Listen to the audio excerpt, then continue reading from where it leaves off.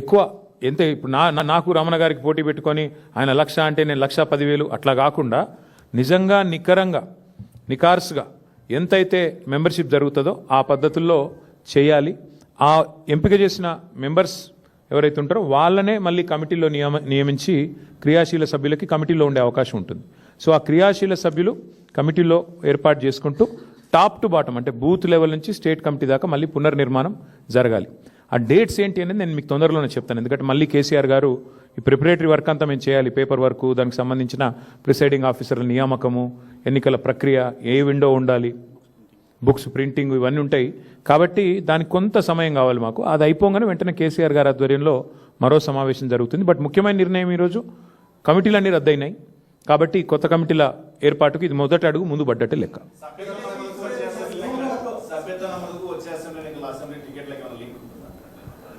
సభ్యత్వ నమోదు కాదు, కానీ పార్టీకి క్రియాశీలంగా పని చేయండి. ఎమ్మెల్యేలైనా కేసీఆర్ గారు ఒక మాట అన్నారు, సిట్టింగ్ ఎమ్మెల్యేలైనా మీరు క్రియాశీలంగా పనిచేయకపోతే మాత్రం పార్టీ అన్ని పరిగణలోకి తీసుకుంటుంది.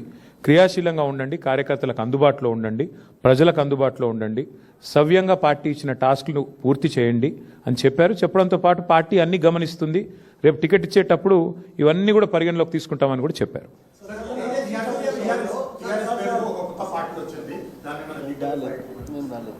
ఎక్కడ నాకు తెలిసి మాకు ఇప్పటి వరకు నాకున్న ఇన్ఫర్మేషన్ మేరకైతే నాకు తెలిసి పెద్ద ఇష్యూ ఏమీ లేదు. పార్టీలు వస్తుంటాయి పోతుంటాయి, అది పెద్ద ఇష్యూ కాదు. చాలా పార్టీలు వచ్చినాయి, చాలా పార్టీలు పోయినాయి. 25 ఏళ్ళు పూర్తి చేసుకున్న పార్టీ మేము. కాబట్టి మేము ఫోకస్ చేసేది ఈ దేశంలో 25 ఏళ్ళు పూర్తి చేసుకున్న పార్టీలు వేళ్ల మీద లెక్క దగ్గబెట్టే సంఖ్యలో ఉంటాయి. నాకు తెలిసి మన రాష్ట్రంలో అయితే ఒక టీడీపీ, తర్వాత టీఆర్ఎస్ఏ, ఇంకే వేరే పార్టీలు ఏం లేవు. ఇప్పుడున్న బీఆర్ఎస్, అప్పుడు టీఆర్ఎస్గా పుట్టింది, ఇప్పుడు బీఆర్ఎస్.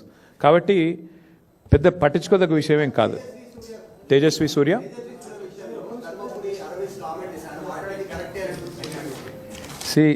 వాళ్ళ పార్టీ ఫిలాసఫీ అది కావచ్చు. నేను ఏమంటున్నా అంటే భారతీయ జనతా పార్టీ పార్లమెంట్ సభ్యులు తేజస్వి సూర్య గారు మాట్లాడితే అందరికంటే ముందు స్పందించింది మా బీఆర్ఎస్ రాజ్యసభ సభ్యులు వద్దిరాజు రవిచంద్ర గారు, దామోదరరావు గారు. వారిద్దరు కూడా వెంటనే ఖండించడమే కాదు, మరి గట్టిగా వారిని నిలదీశారు. అక్కడే పార్లమెంట్లోనే నిలదీసి అడిగారు. నాకు కూడా తేజస్వి సూర్య గారు ఫోన్ చేశారు, బ్రదర్ నేనేదో అన్నాను, తప్పుగా అర్థం చేసుకున్నారు మీ వాళ్ళంటే. లేదండి, మీరు మాట్లాడింది చాలా తప్పు, నాకు ఆయనతో గతంలో పరిచయం ఉంది. ఫోన్ చేస్తే నేను చెప్పాను, చాలా తీవ్రంగా చెప్పాను, మీరు చాలామంది హృదయాలు గాయపరిచేటట్టు మాట్లాడినారు, మీరు మాట్లాడింది చాలా తప్పు, విరమించుకోండి, ఉపసంహరించుకోండి, పద్ధతి కాదు. ఎందుకంటే మాట్లాడొచ్చు, పార్లమెంట్లో ప్రజాస్వామిక పద్ధతుల్లో మాట్లాడొచ్చు, కానీ మీరు చేసింది చాలా తప్పు, మీరు చేసిన కామెంట్ కూడా తప్పు. ఇది మీ పార్టీ అభిప్రాయమా వ్యక్తిగత అభిప్రాయమా నాకు తెలియదు, బట్ మీరు మాట్లాడింది మాత్రం అస్సలు కరెక్ట్ కాదని చెప్పి నేను కూడా గట్టిగా చెప్పాను. అల్టిమేట్గా మేము ఖండించిన తర్వాతనే ఆయన ఏదో ఎక్స్ప్లెనేషన్ ఇచ్చుకున్నారు. నా ఉద్దేశం అది కాదు, ఇది కాదు, కాంగ్రెస్ని నిలదీయడం, ఎక్స్ప్లెనేషన్ ఇచ్చుకున్నారు.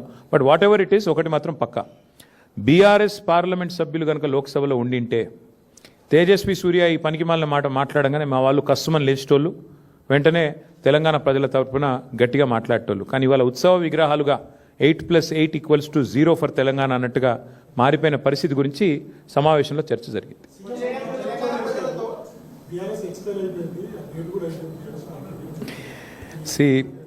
చీఫ్ మినిస్టర్ గారికి నా రిక్వెస్ట్, మీరు చీఫ్ మినిస్టర్, చీప్ మాటలు మాట్లాడటం బాగుండదు. ఎందుకంటే మీరు ఒక చీఫ్ మినిస్టర్గా మాట్లాడితే, ఏదైనా విధానపరమైన విషయం మీద మాట్లాడితే ప్రధాన ప్రతిపక్షంగా మేము స్పందిస్తాం, మాట్లాడతాం, మీకు జవాబిస్తాం. మీకు విషయం మాట్లాడే తెలివి లేదు. ఎంతసేపు విషయం జిమ్మడం, పర్సనల్గా దూషణలు, పర్సనల్గా గలీజ్ మాటలు తప్ప రేవంత్ రెడ్డి గారికి ఇంకోటి రాదు. వారిని నేను అడిగేది ఏమంటే ఒకటి, ఇవాళ వాస్తవం ఏమంటే ఎక్స్పైరీ అయిపోయిందని మాట్లాడుతున్నాడు ఆయన. కాంగ్రెస్ పార్టీ చెతికిలబడి ఇప్పటికీ ఎన్నేళ్ళైందండి? 12 ఏళ్ళ 13 ఏళ్ళ? అప్పటి నుంచి ఇప్పటివరకు లేవలేకపోతున్నది. ముందు వాళ్ళ స్థాయి, వాళ్ళ పరిస్థితి చూసుకోమనండి. వాళ్ళ జాతీయ పార్టీ అని చెప్పుకుంటారు, ఒక ప్రాంతీయ పార్టీ స్థాయికి పడిపోయింది. వాళ్ళ సంగతి చూసుకోమని రాదు. మా గురించి ఆయనకెందుకు? మా పార్టీ ఏందో, మా పార్టీ ప్రస్థానం ఏందో, మా పార్టీ ఏం చేసిందో, మా పార్టీ ఎట్లా ప్రజా పోరాటాలు చేసి ఓ రాష్ట్రాన్ని ఢిల్లీ మెడలు వంచి సాధించిందో, వాళ్ళ జాతీయ నాయకత్వాన్ని అడిగితే ఢిల్లీని ఎట్లా గడగడలాడించిందో వాళ్ళ జాతీయ నాయకత్వాన్ని అడిగితే వాళ్ళు చెప్తారు. ఈయనకేం తెలుసు అప్పుడు ఎక్కడున్నాడు అడిగినప్పుడు? కాబట్టి నేను అనేది ఏమంటే చీఫ్ మినిస్టర్ గారు చీప్ మాటలు మాట్లాడకపోతే మంచిది. ఇవాళ మాకు ఒక శుభదినం, మా పార్టీ 25 వసంతాలు పూర్తి చేసుకున్న సందర్భంగా నాకు ఆయన లాంటి వాళ్ళ గురించి మాట్లాడాల్సిన అవసరం కానీ అగత్యం కానీ నాకు లేదు.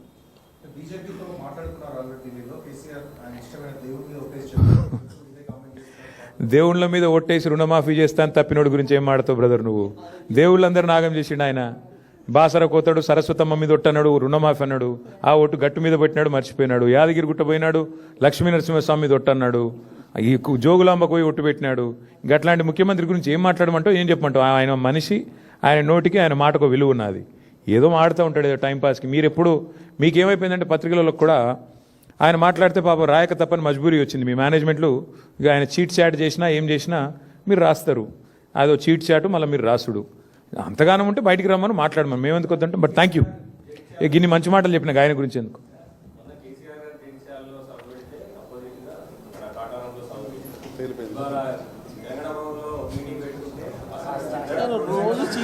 ఏం చెప్పమంటావు? ఏం లేదు అంటే ఆయన ఐడెంటిటీ క్రైసిస్. ఆయనను ఏమవుతుందంటే పాపం ఆయన ఎక్కడ పోయినా ఎవడు ముఖ్యమంత్రికి గుర్తుపడతలేడు. ప్రాబ్లం ఏమొస్తుందంటే ఆయనకు కేసీఆర్ ఒక్కసారి ఆయన పేరు తీసుకుంటాడేమో అని దేవులాడుతుండు. కేసీఆర్ గారేమో ఆయన పేరు తీసుకోవట్లేదు. ఆయన బాధ వర్ణనాతీతంగా ఉంది. ఏం చెప్పాలి?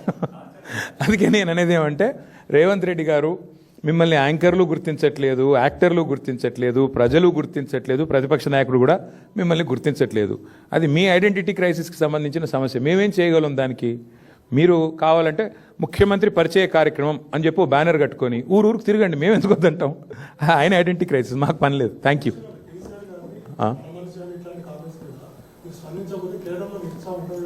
బ్రదర్ ఇగో కేసీఆర్ గారి గురించి రోజుకి చాలామంది మాట్లాడుతుంటారు. అన్నిటి మీద మాట్లాడాలంటే మాకు పని చాలా ఉంది.